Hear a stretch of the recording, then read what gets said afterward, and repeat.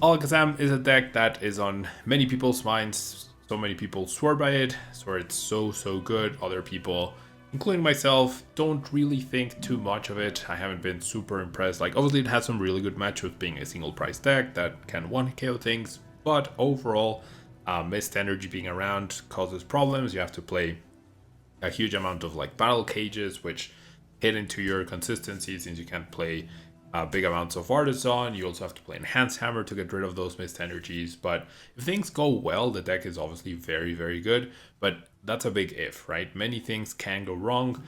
You can whiff off the Dunsparce, you can whiff energy. Sometimes you need a lot of recovery. Sometimes like you're very prone to Iono and you end up getting like you don't get to numbers off of or after an Iono. So like the further the game goes on, the weaker the deck gets because you have less Kadabras and Alakazam abilities to use. Your deck is thinner, so it's a little easier to reuse the Dunsparces, but it's not like your opponent knows this, so they might target them, so not perfect. Having the protection of Shaymin and Psyduck obviously helps, but I guess I should talk about Alakazam's attack. It has the powerful hand attack, which puts 2 damage counters on your opponent's active Pokemon for each card in your hand. So, like I said, unlimited damage, we're going to be trying to build huge hands in order to win a lot of these games.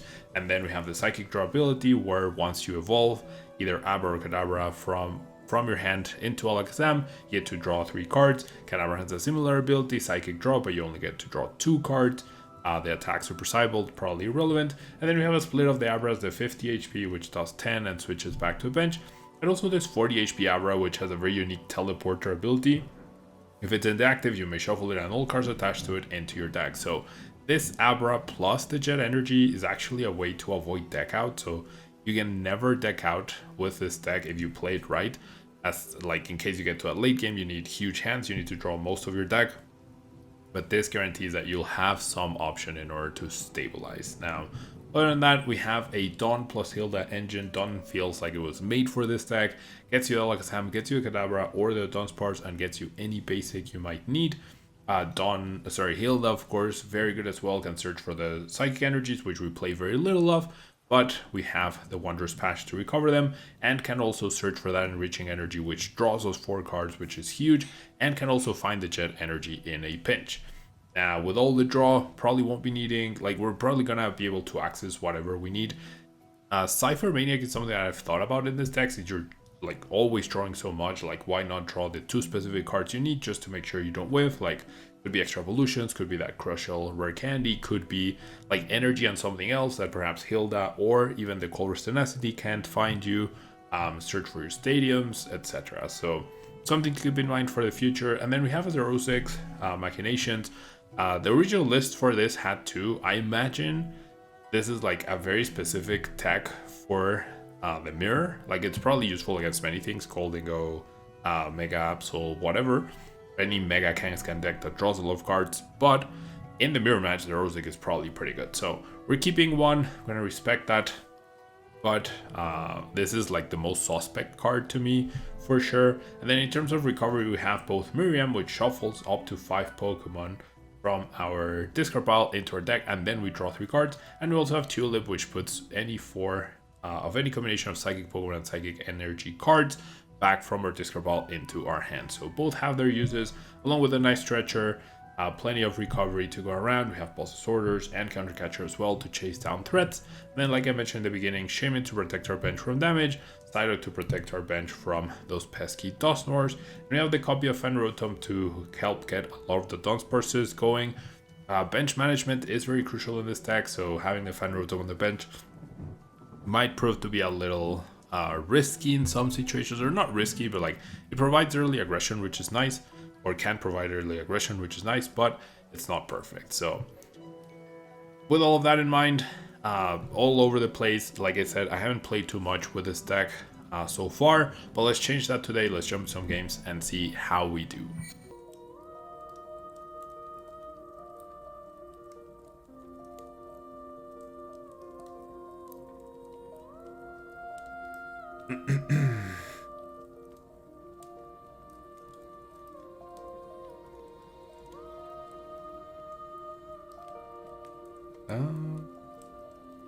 I don't want to play Artazon, bait out their stadium, assuming this is Dragapult, of course. And I definitely want the second Abra. Going, and then I'll have the space for sure for Psyduck eventually, so I'm not too worried about that just yet. And now we have to hope Kadabra pulls through for us.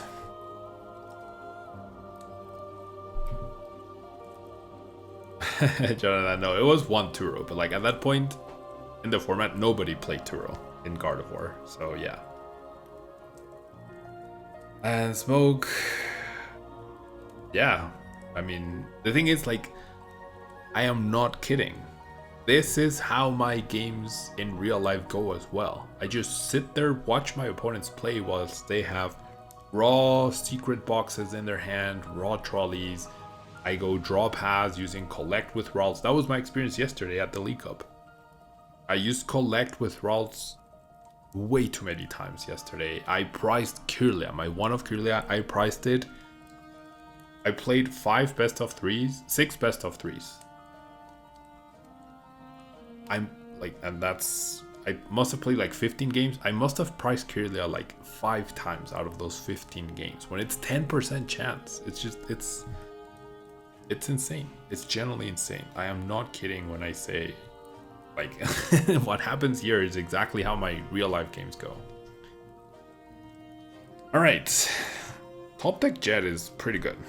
So yeah, I mean, as I say this, I'm drawing decently, but like it was 2 cards, right? No Dawn, no Hilda, no nothing. I'll take the KO. Very happily take the KO here. I have Alakazam for next turn. Their board is underdeveloped. I get a Dunsparce, so great, right? But I feel like I did not get an outstanding turn 1. This is just like average. If I could draw average most games, that's fine. But anyways. In general, yeah. That'll happen. Alright. Maractus. Whilst I have my Jet in play. So, okay. My opponent's gonna use this to buy themselves time. Which is fair, I guess. No need for Psyduck just yet. Ionode into 5. I have so many good cards in my deck, so this shouldn't be a problem. Dawn's pretty good here. I get to Candy into Alakazam. I get the Dunsparce. There's a Duskull now, so definitely want Psyduck in play very soon. Very, very soon.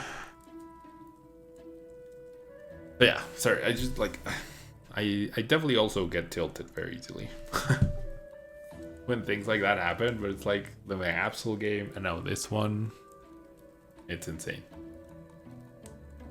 It's insane. All right, nice Kadabra top deck. Well, let's do that first. See what we get and then make our decision for the Dawn. Okay. Go for the Dawn. Let's grab the Psyduck, Dunsparce, and of course Alakazam. Saving my Candy for later. Fine. Now,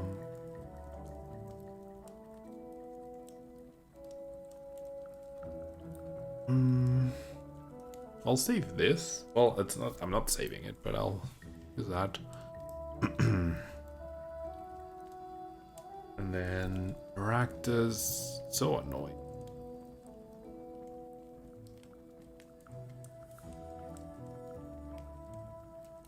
I mean, maybe just having Psyduck already is important.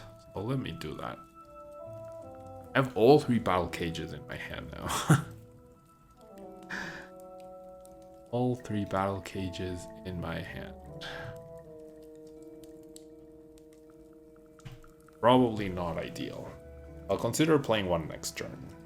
Like if I knock out Maractus, then I'll play the battle cage. Because what's the response? Probably Iono. So next turn is a Hilda? No, a Dawn, right? Another Dawn. Or the Dunsparce, protect the 70 HP with 10 damage, Dunsparce, and go from there. Alright. Dusclops in play. Lily gets played as well. Who plays Maractus and Dragapult these days? Nothing else out of the ordinary, but I wonder what the cut is. For the Maractus. I could see Maractus being decent as like an anti-Golden Go tech, maybe? In a world where you go Maractus, Trap, Genesect. Well, no, then they Turo, right? And they just never bench it. Yeah, no, never mind.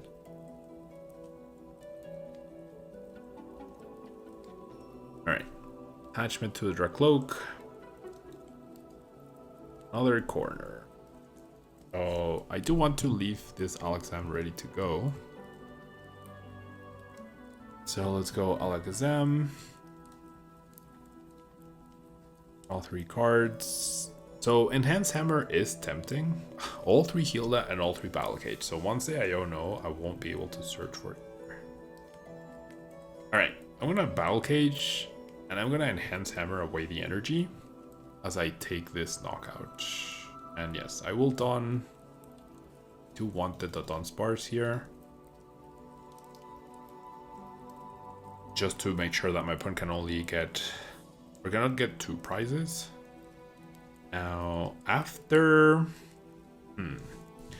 After Fan Rotom goes down, who am I promoting? I guess Dunsparce, right? Yeah. Alright, and then worst case scenario is hold Iono, etc. If that doesn't happen, it's basically game. Well, it's not game, but I can just like maybe even chase the Latias or something. And put myself down to 2 prizes and eventually win. So, sure. Can have my Dunsparce for now. Fully expecting the Iono, and that's why I played the Battle Cage. I do have a huge hand, but that huge hand is probably also going back into the deck. It's so random, just like the Komala. I know, right? That Komala was insane. That Komala was absolutely insane. I almost got wrecked by it too. Of all the tails I flipped, I actually almost got wrecked by a Komala. Alright, Night Stretcher. Are we... Yep, it's Maractus. My goodness.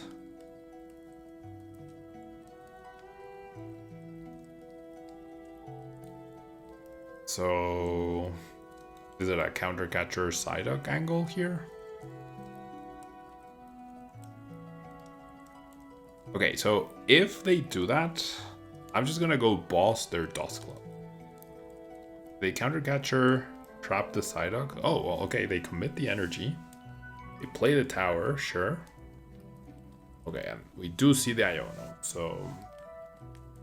Night Stretcher into Maractus feels even weirder. My hand's dead. Well, it's not dead, but it's not good. Here's the cloak. Can we get to 16 cards in hand, though? Probably not. Not with only one Dunsparce in play. So, yeah, I should have just pushed the Alakazam. I should have just pushed the Alakazam.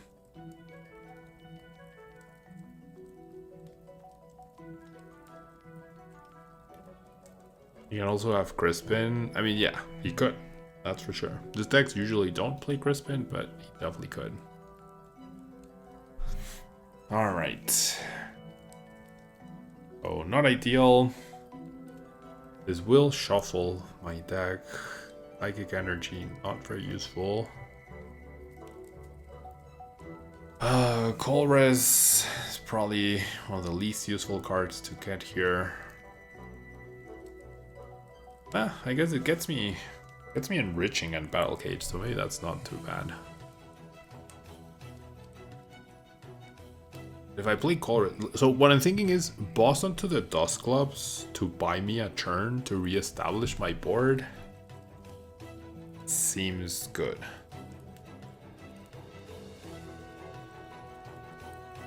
So you know what? That's what I'm gonna do. Just get a better board. Okay, there's the Dunsparce, that's nice. Bench you, let's attach here. And I'm not going to attack. Just want like time. Actually, I didn't even KO. I didn't even KO the Dusclops if I wanted to.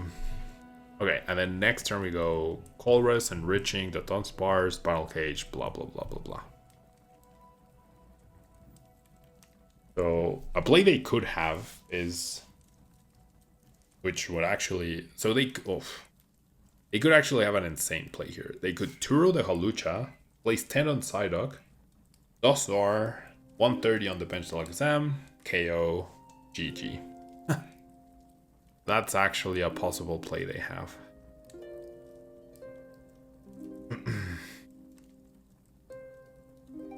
A very possible play they have, for sure. Okay. If I find my other Enhanced Hammer, that's probably game. So let's go Colress. Oh well, Enriching's priced. Yay. Great. Okay. Go to Dunsparce. Let's draw. Another Dunsparce. It's good. Battle Cage. Okay. I'm gonna play it on the Abra. I think now I take the KO. I invested a resource. I could get the Enriching as well. I have the Battle Cage protection per se. You only have one Dunsparce, and that's not great. Poffin of the price is not very useful. A Tulip also not very useful. Literally not useful at all. Does this Alakazam? Yeah. It evolved through a Kadabra, so if my opponent knocks me out, that's like Tulip becomes a little bit of live draw. Not perfect, but a little bit.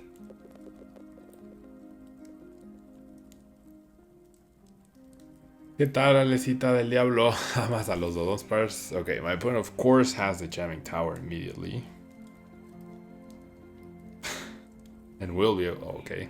I will be able to knock out both Abra and Psyduck, whilst I lose my Night Stretcher. Okay. Jeez. The Enriching being priced is also very, very bad.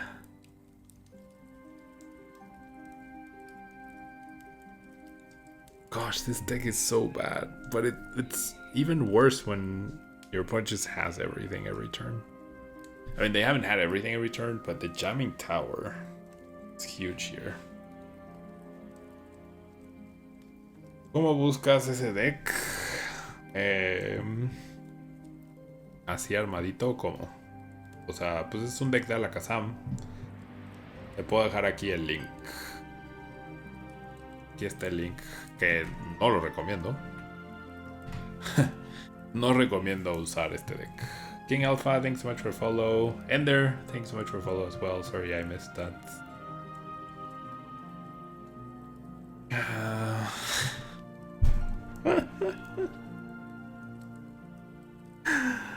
My goodness gracious.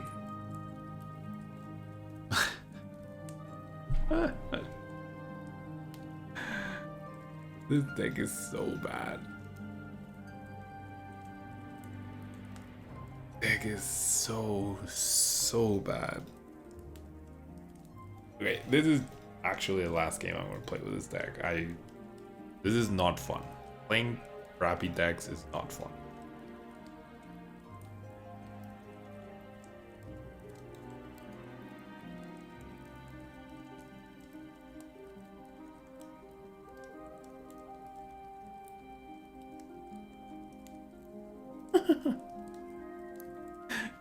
Or damage counter. 4 damage counters. That is our play. This is such a bad deck. This is such a bad deck. Like, you combine a bad deck with my bad luck, and it's obviously a recipe for disaster. Recipe for disaster.